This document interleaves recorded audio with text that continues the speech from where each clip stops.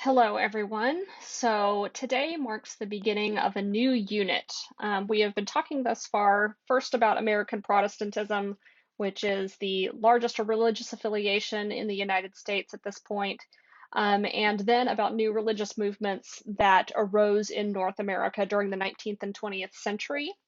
And now we are going to be moving toward other world religions that are also really well represented in the United States. So we're going to begin by talking about sort of the three other Abrahamic faiths. So, the other major branch of Christianity in the United States, Catholicism, and then Judaism and Islam. There is a very, very tiny Orthodox contingent in the US, but it is, I'm sorry to say, not big enough and not impactful enough for us to really have a conversation about it or to say a whole lot about it. But if you're interested in this topic, I could point you towards some reading material. So we're going to begin today with Catholicism. I am at the end going to offer a little bit of a preview to the film Doubt, which you should read for our discussion, or not read, watch for our discussion on Thursday. Okay, so let's just review, first of all, some of the major differences between Catholicism and Protestantism. So you may remember, of course, that one of the innovations of Protestantism was to do away with a lot of the Catholic Church hierarchy. So no longer did you have priests that sort of stood as the intermediaries between God and the people. So one of the major features of the Catholic Church then, both in America and in Europe and all over the world, is that there is this very structured hierarchy in which all church doctrine is derived from a central authority. So you don't have all of these different people claiming to have visions and interpreting the Bible for themselves and coming to wildly different conclusions about what it all means. There are, of course, doctrinal controversies within the Catholic Church, but for the most part, the whole idea of the Catholic Church is that it's supposed to be universal. Everybody is supposed to agree. And the way that you do this is by having a central authority. And so, nominally, all of the authority in the Catholic Church derives from God, but because God does not speak directly to all people at the same time, you need somebody to kind of stand as the intermediary between God and the rest of the world. And for the Catholic Church, of course, that is the Pope. So the idea is that the Pope has a direct connection to God. He is the person who is blessed with the authority to interpret doctrine or to interpret the scriptures for the rest of humanity. And then authority sort of filters down from him to the other levels of the church hierarchy. And of course, like we talked about, the priests serve as an intermediary between the divine and the laity, so the regular people within the church. Another major difference between Catholicism and Protestantism is that that Catholicism maintains 7 sacraments or 7 like major rituals. So baptism, which we've talked about, confirmation, which is the process by which young people are integrated into the body of the church, the Eucharist or communion, the taking of the bread and wine, confession, marriage, holy orders, meaning the ritual that is performed when somebody wants to enter the ministry or the priesthood, and then last rites, which is the ritual that is said for people who are dying. So in Protestantism, only 2 of these, baptism and the Eucharist, are universally accepted. So these are the only 2 sacraments that all Protestant churches pretty much practice. Confirmation and marriage as a sacrament and ordination or holy orders as a sacrament are practiced in some Protestant denominations, but Protestants, for the most part, do not practice confession and do not practice last rites.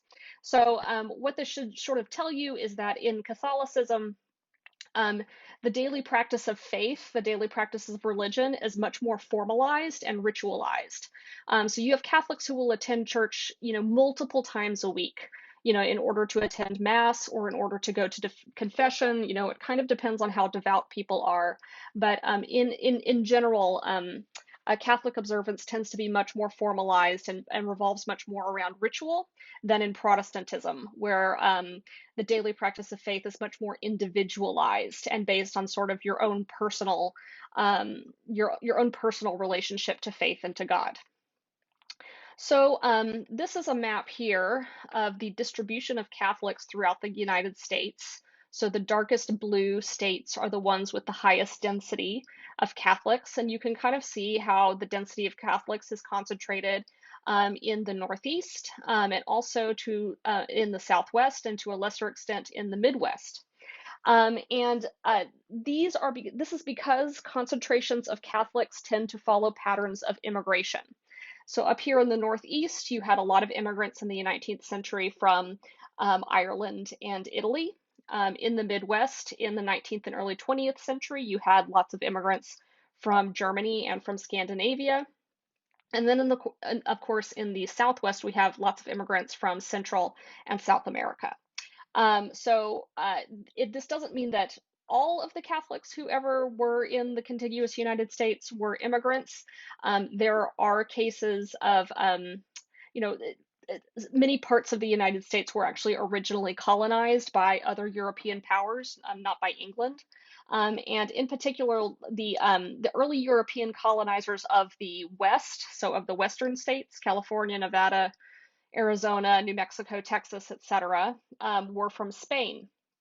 And so these included missionaries, Spanish missionaries, who founded missions that are actually still present throughout those southwestern states. So throughout California, Arizona, New Mexico, and Texas. And you can actually go and visit some of those today. If you've ever heard of the Alamo in San Antonio, Texas, that is one of those missions. And there are also lots and lots of missions that you can actually go visit as tourist attractions in many of those states. Just some are more famous than others.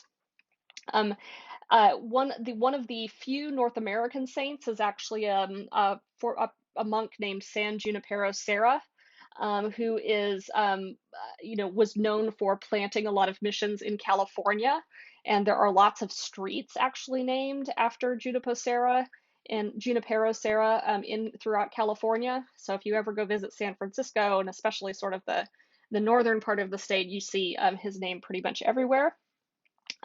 His legacy as, a great missionary has been sort of called into question in recent decades because of the fact that he did use slave labor in some of his missions.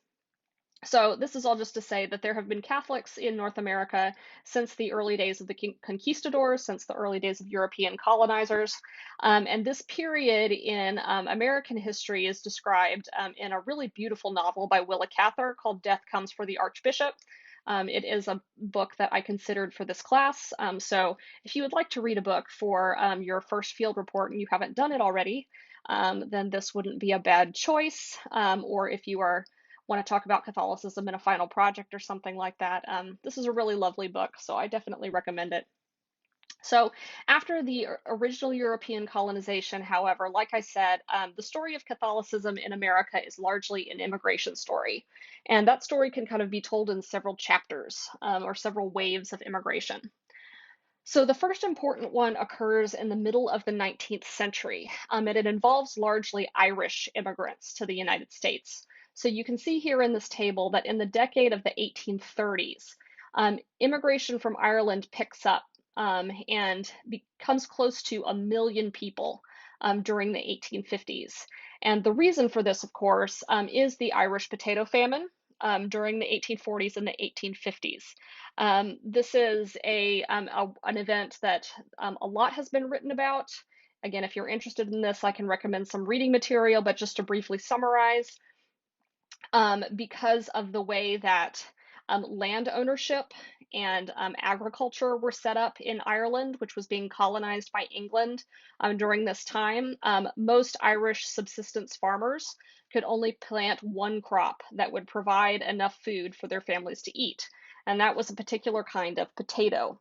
And during the 1840s, the potato crop was affected by essentially a disease, an agriculture disease that rendered a lot of the crops during the 1840s and 50s completely unusable. And so these subsistence farmers, these tenant farmers on these big estates, usually owned by English people, many of whom did not live in Ireland, these people were basically starving to death. And as a result, many voluntarily emigrated over to North America, both to the United States and to Canada. And some were actually put on ships by their landlords, so by the people who owned the land that they were renting, because their landlords did not want to be basically responsible for what was happening to them.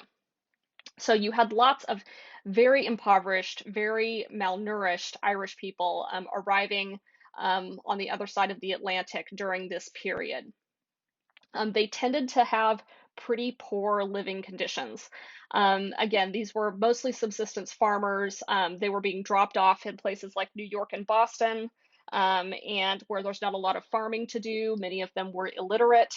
And so they tended to be sort of grouped together in these very terrible slums in major US cities. So these are images from the 1890s taken as part of an article by the journalist Jacob Riis about the Five Points neighborhood in New York. And this was one of the most infamous slums in the entire Western world at the time. If you've never seen Martin Scorsese's Gangs of New York, it is a great film about this particular period in history, about this particular slum, and about the experience of Irish immigrants in the United States during the 19th century. So, largely because of this, because the Irish spoke a different language than most Anglo-Americans, and because they were very poor and quite culturally different, they tended to be regarded with a lot of suspicion by by people who were already in the United States. So there was quite a bit of political controversy over the bringing of the Irish over to North America, and the fact that they were Catholic also had a lot to do with this. So keep in mind the majority religion among Anglo Americans at this time was Protestantism, and as you recall, Protestants did not view Catholics very favorably. Many of them in the, say, 16th and 17th century believed that Catholics were their persecutors. And the 19th century is a point where the tables kind of turn here. Protestant Americans sort of held the belief that anybody who was Catholic, their primary loyalty was always going to be to the Pope and to the Catholic Church, and therefore that this made Catholics unfit for the practice of self-government or for democracy. The idea was is that Catholics would just vote for whoever the Pope told them to vote for. And so there was really no point in allowing them to fully participate in the democratic project. So the Irish were discriminated against in the political arena. There was a whole political party formed in the middle of the 19th century that was an anti-Catholic party. So it was explicitly about basically keeping Catholics out of government and out of public life for the most part. This party, the Know Nothing Party, didn't actually get very far, and that was largely because the controversies that led up to the start of the Civil War kind of took over and became kind of the dominant fact of American political life. And so this kind of anti-Catholic sentiment essentially kind of died out a little bit, although of course it remained throughout the early 20th century. They were also barred from a lot of employment. So, you would see signs like this, no Irish need apply, like explicitly saying that Irish people could not work in certain places. So, a lot of both formal and informal discrimination against Irish people during this period. And as we'll see, this is kind of a theme when it comes to Catholic immigrants in the United States. So, the next major wave would be immigration from Italy during the late 19th century. So, again, here's another table.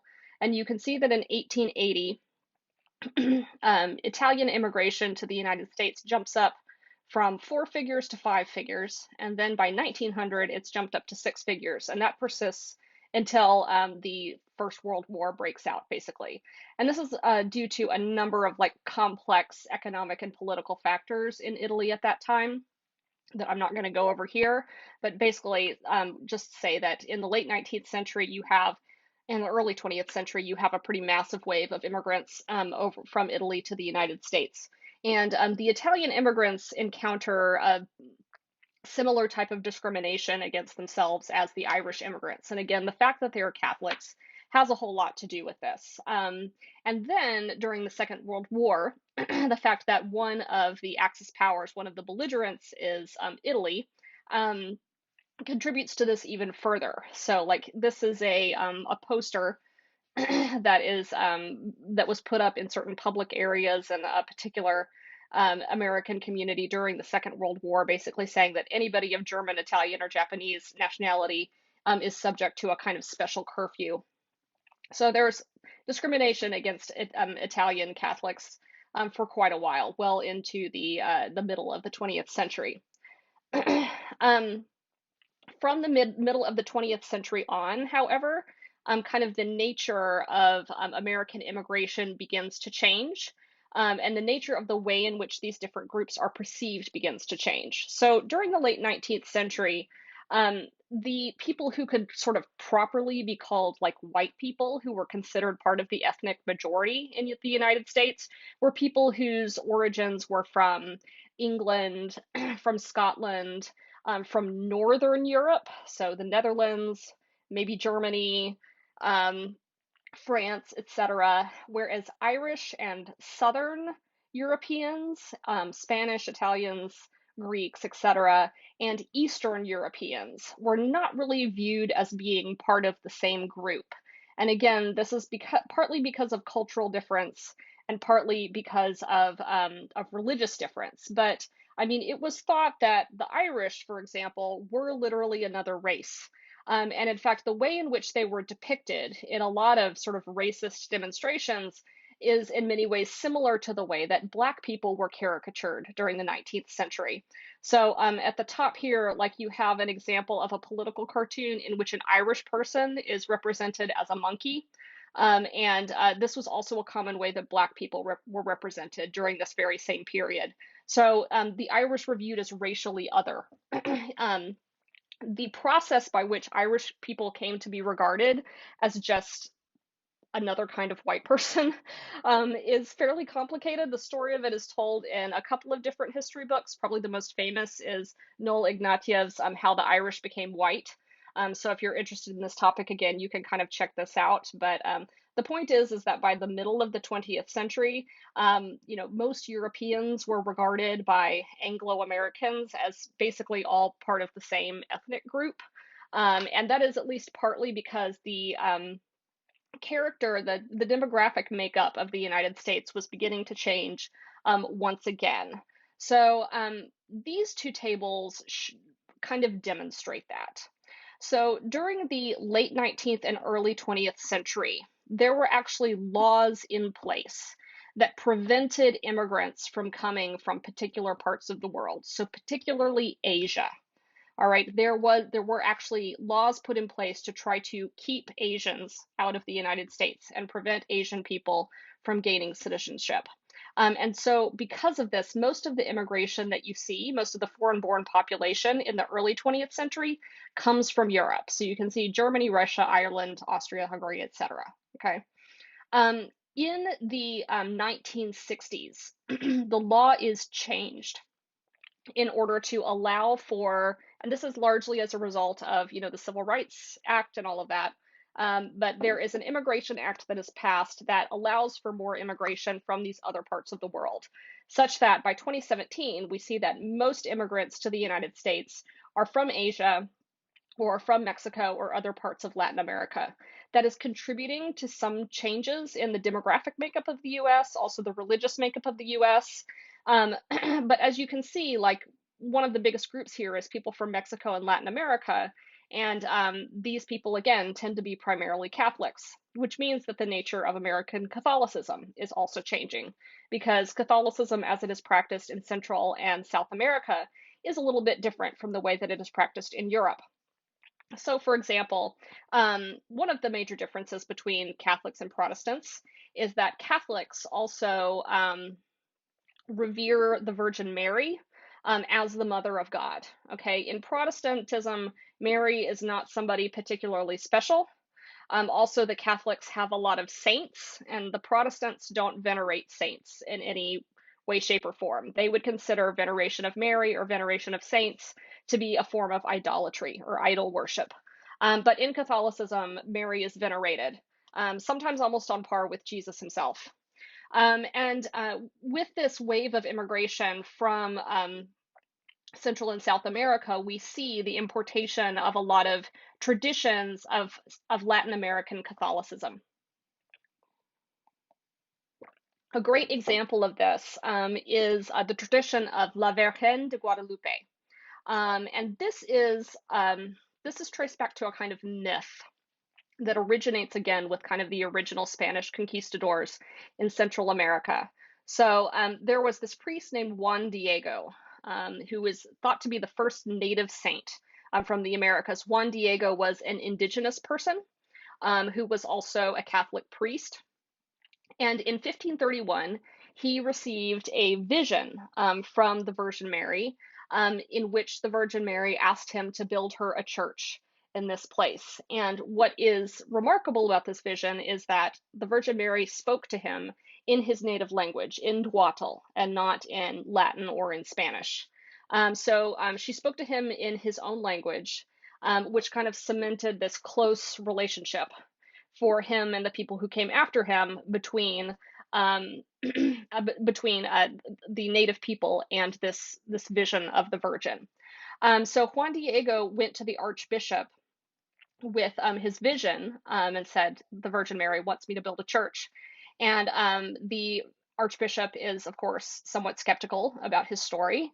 And in order to give him proof, the Virgin causes her image to appear in Juan Diego's cloak. So he takes off his cloak from his back and unfurls it, and her image appears on his cloak. And it's like in the legend, it looks something like this image on the right, okay, in which she is wearing, a blue cape with stars on it.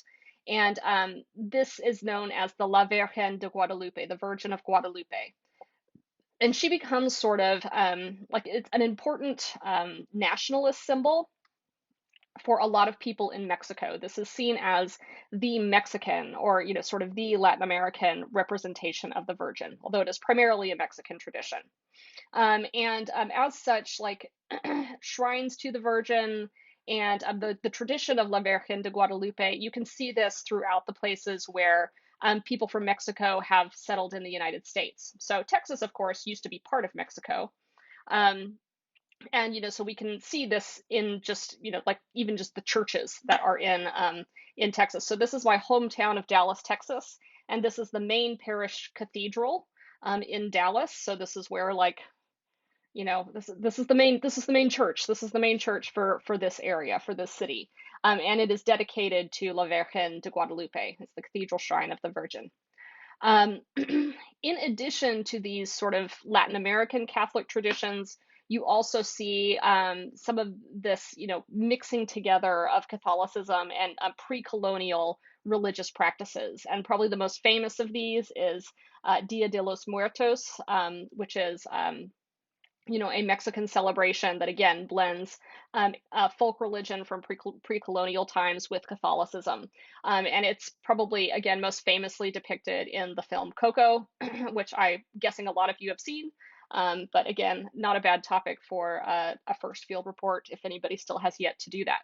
And as is consistent, as was the case with the Irish and with the Italians, there has been a lot of discrimination against Catholic immigrants from Central and Latin America. Um, I'm going to kind of shift topics just a little bit here and talk about Catholics and American politics, because this is sort of another important part of the story. Like I said, Catholics were viewed in the 19th century as not really being fit for democracy because they would take all of their orders from the Pope, and the Pope could tell them how to vote.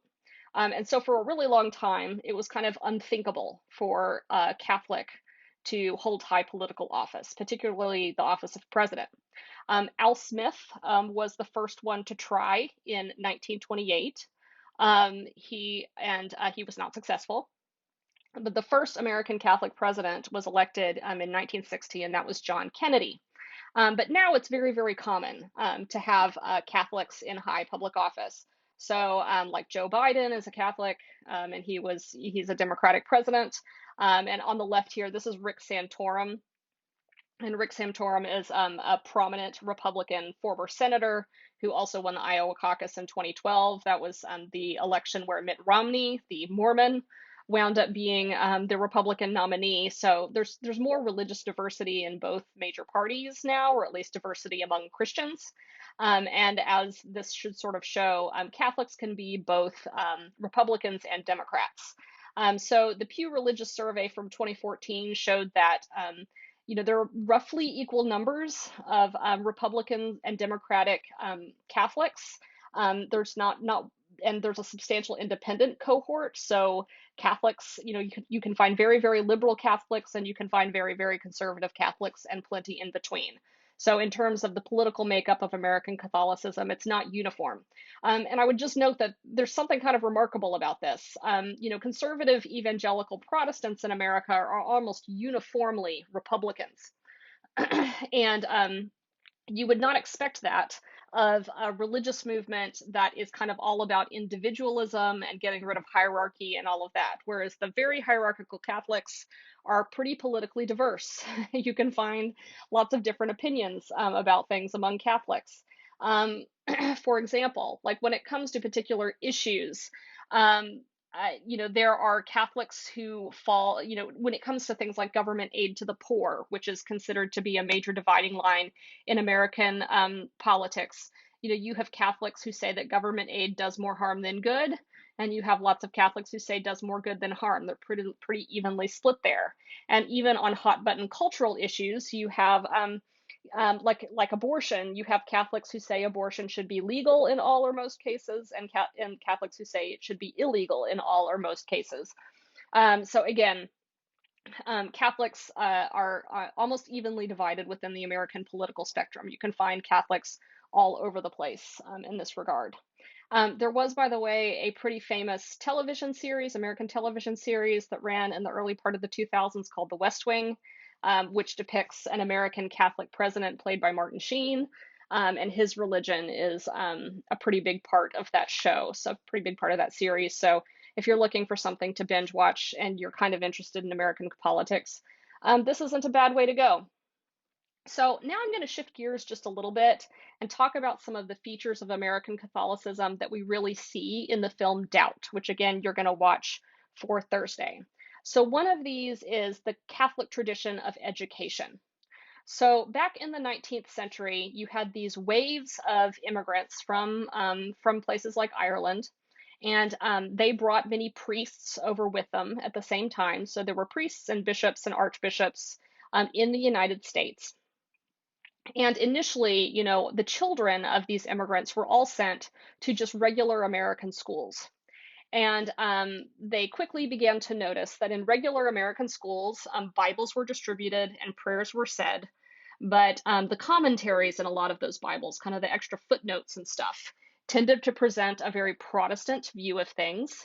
And the prayers that were said tended to present a very Protestant view of things. And so Catholics began to agitate for kind of Catholicism and Catholic views to be better represented in the public schools. And when that didn't really happen, they began setting up their own schools. So it was very common in every parish to have a Catholic school that would serve the Catholic children of that local area. The tradition of Catholic education, particularly in the Jesuit tradition, which is a a kind of monastic branch of Catholicism, it's considered to be a really excellent quality education. The Catholic tradition of education is quite prestigious and has a very good reputation, both in the United States and in Europe. And so you will have many Catholic schools in the U.S. where not just Catholics attend. Like this is Jesuit preparatory school here again in my hometown of Dallas, and it's considered the top high school in this entire area. And it is a Catholic school, and it is attended not only by Catholics, but by Protestants, by Jewish people, by Hindus, et cetera, et cetera, et cetera, just because it's an excellent school. Some Catholic schools and universities have kind of shed their Catholicism. So, you no longer have lessons taught by priests and nuns, for example, but still maintain kind of an anchor in the Catholic tradition and often are given funding by the Catholic Church or by certain orders of monks or nuns. Um, so we can see, obviously Doubt is set at a parish school, so a Catholic school within a kind of working class New York neighborhood.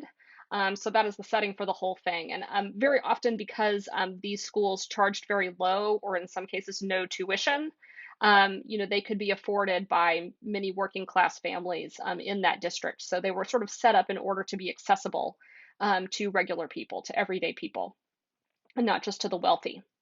So another important part of piece of context for the film Doubt is kind of some of the major controversies that rocked the church throughout the late 19th and 20th century. One important controversy from the late 19th century is the Americanism controversy, and this was a conflict between the churches and the church hierarchy in the United States and the church hierarchy in Europe, who was concerned that the American church was basically kind of becoming too American, so a little bit too individualistic and too influenced by sort of the modernization of life. But that's pretty much all I'll say about that, except that it kind of sets the tone for what was to come in the 20th century. Really, the major piece of historical context for this film is the reforms of the Second Vatican Council in 1962, also known as the Vatican II reforms. So in the 1960s, the church was kind of at a turning point. There were more and more people leaving the church, in some cases for Protestantism, in some cases, people just kind of falling out of church going altogether. So that, Mass was no longer attended by lots of people. And as a result, you no longer had people giving money to the church, and so it was very difficult for certain parishes to sustain themselves.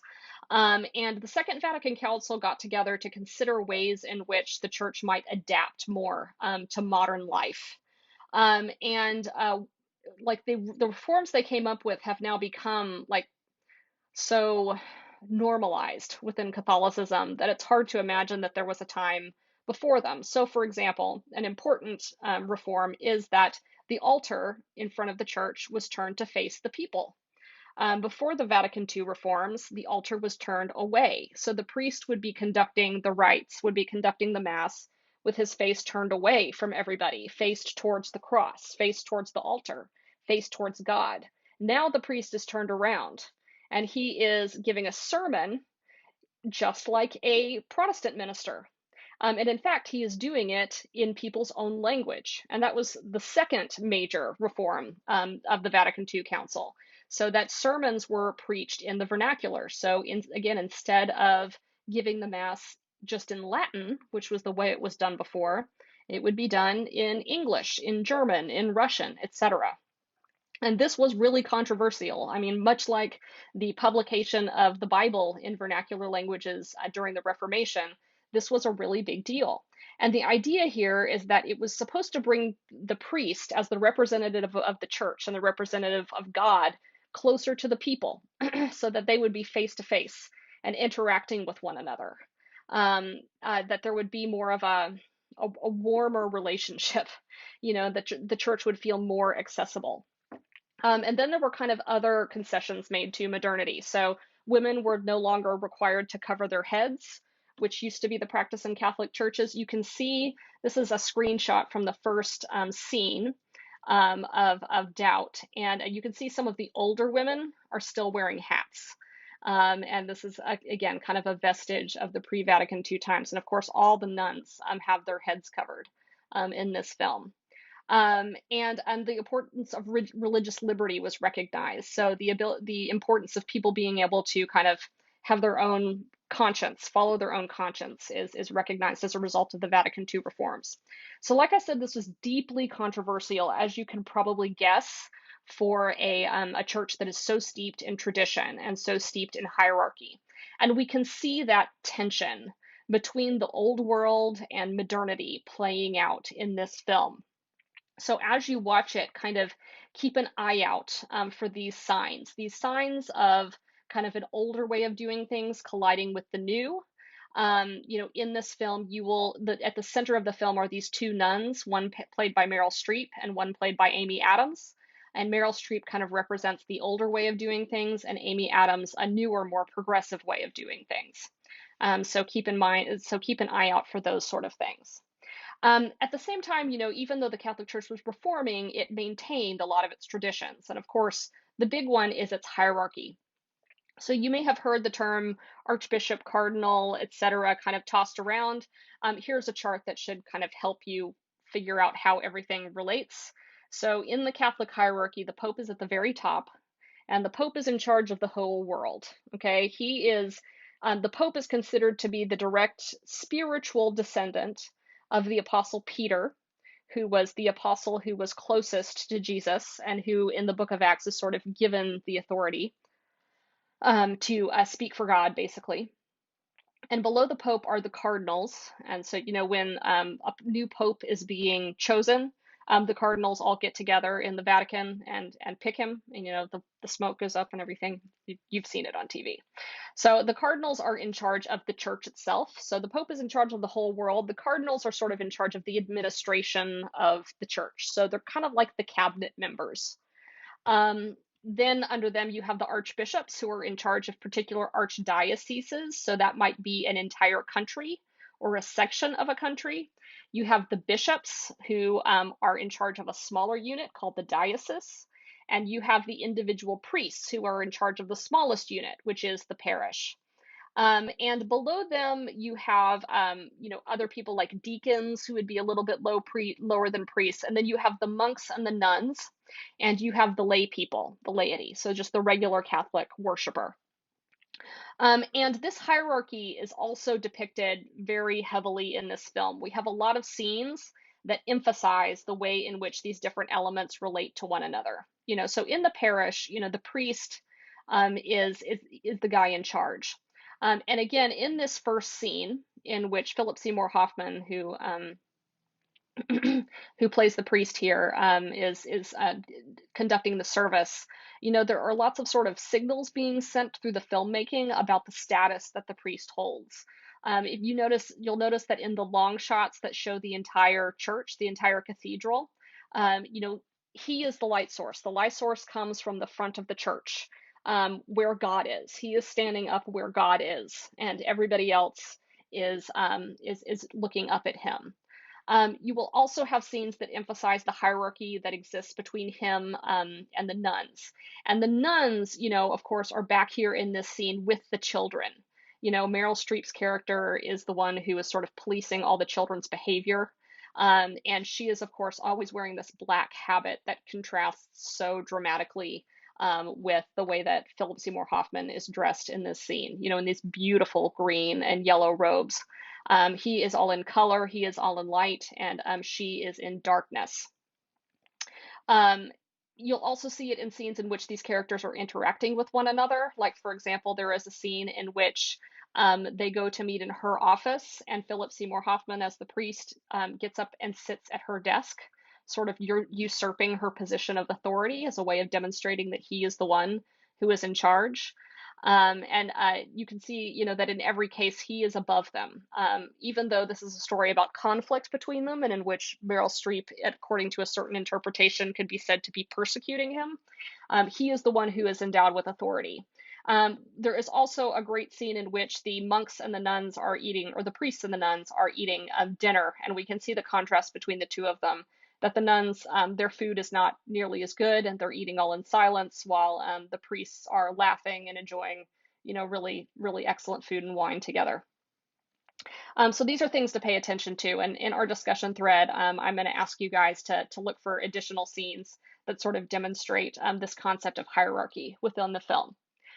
So the other major controversy that serves as context for this film is, of course, the sexual abuse scandal of the late 90s and of the 2000s, in which, of course, it was uncovered that there was a pattern of priests sexually abusing both young boys and young girls within the church, and that this had been covered up over a period of decades by the church authorities. Of course, the most famous cultural representation of this is the film Spotlight, which if you haven't seen, I highly recommend it, about a group of Boston journalists who uncover these abuses and the efforts to conceal them in the late 90s and early 2000s. And I would just say that this conflict between modernity and tradition, or between the old way of doing things and the new. Is forms a part of, again, of the context for this scandal and the way that it is portrayed in Doubt. There you will see in this film that there is concern on the part of traditionalists that by opening the doors to modernity, you are opening the doors to all manner of sins and abuses. That to bring the church closer to the people is to invite a kind of inappropriate contact. It's important to note that this is what Meryl Streep in the film fears. It's not necessarily borne out in reality. There's no real evidence that I am aware of, at least, that the Vatican II reforms led directly to the abuse of young children within the church. That the evidence has not borne that out. But at the same time, it forms part of part of what feels uneasy to characters like Meryl Streep's. And I would say that this is something that is still kind of playing out. So, as if you follow religion, if you're aware of what's happening in sort of European conservatism and particularly in Catholic conservatism, you'll know that for the last decade there has been a kind of Catholic controversy between conservatives and liberals, and it is largely tied to the induction of Pope Francis, who is viewed as being a more modernist, more progressive pope. So many Catholic traditionalists and many Catholic conservatives have sort of openly basically criticized the Pope, which is, I suppose, a somewhat unusual thing, not really in the grand sweep of history, not as unusual as you would think. They have criticized Pope Francis for taking the church too far in a progressive direction, too fast. Particularly in his more, I guess, conciliatory statements toward the LGBT community, and his openly sort of declaring that climate change is a problem that the religious community, that the Catholic community needs to take seriously, etc. This has been met with displeasure by a lot of conservatives within the Catholic hierarchy and also among a lot of conservative Catholics among the laity.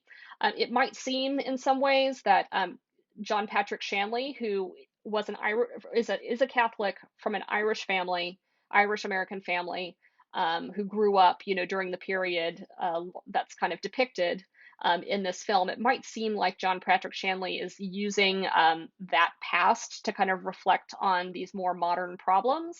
But John Patrick Shanley wrote the play Doubt in 2004. Long before Pope Francis and long before this most recent controversy, although it was absolutely at the height of the sex abuse scandal.